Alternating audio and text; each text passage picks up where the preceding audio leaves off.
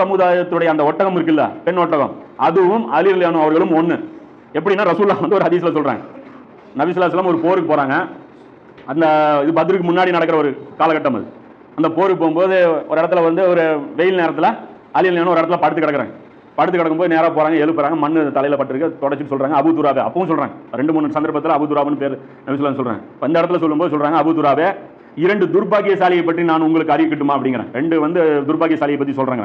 ஒருவன் உஹைமிர், ஒருவனுடைய பேர் என்ன, உஹைமிர்ங்கிறவன். அவன் யார் அப்படின்னா சமூது கூட்டத்தை சார்ந்தவன். அவனே வந்து அந்த சமூது கூட்டத்துடைய அந்த ஒட்டகம் இருக்குல்ல, அதை அறுத்தவன் அப்படின்னு சொல்லிட்டு. 2வது சொல்றாங்க, இன்னொருவன் உன் தலையில் அடித்துக் கொள்பவன், உன்னுடைய தலையில அடிச்சு கொள்றவன் வந்து அவன் இன்னொருத்தன், அதனால் உன்னுடைய தாடி ரத்தத்தால் நனையும் அப்படின்னு சொல்லி சொல்றாங்க. இது முஸ்னத் அஹ்மதுல 18511 ஹதீஸாவும் இருக்கு. பஸார்ல பாத்தீங்கன்னா 1417 ஹதீஸா இருக்கு. அப்ப இங்க மேட்டர் என்னன்னா, சமுதாயத்துடைய ஒட்டகத்தை அறுக்கிறவனும் அலி ரலியல்லாஹு கொல்றவனும் ஒண்ணு.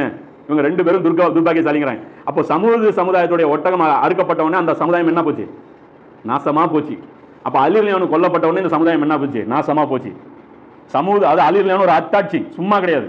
அலி ரலியல்லாஹு பத்தி ரசூலுல்லாஹ் இன்னொரு இடத்துல சொல்றாங்க, அபூபக்கர் உமர் ரலியல்லாஹு 2 பேருமே இருக்காங்க. ஒரு இடத்துல நபி ஸல்லல்லாஹு அலைஹி வஸல்லம் நடந்து போயிட்டு இருக்காங்க, கூட போயிட்டே இருக்காங்க, காலில் இருக்கிற செருப்பு பிஞ்ச உடனே பக்கத்தில் அலி ரலியல்லாஹு இருக்காங்க. அலி அதை கரெக்ட் பண்ணி கொடுங்க அப்படின்னு சொல்லி அலி ரலியல்லாஹு கொடுத்துறாங்க.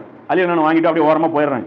அப்ப ரசூலுல்லாஹ் சொல்றாங்க, உங்களில் ஒரு பாக்கியசாலி இருக்கான், உங்கள ஒரு அதிர்ஷ்டசாலி ஒருத்தன் இருக்கான். அவனை குர்ஆனை விளக்கும் பொருட்டு முஸ்லிம்களுக்கு எதிராக வாள் ஏந்தும் நிலை ஏற்படும். அந்த அதிர்ஷ்டசாலிக்கு என்ன நிலைமை ஏற்படும், குர்ஆனை விளங்க வைப்பதற்காக முஸ்லிமுக்கு எதிராக என்ன பண்ணுவான், வாள் எடுத்து சண்டை போடுவான். அது அதிர்ஷ்டங்கிறாரு.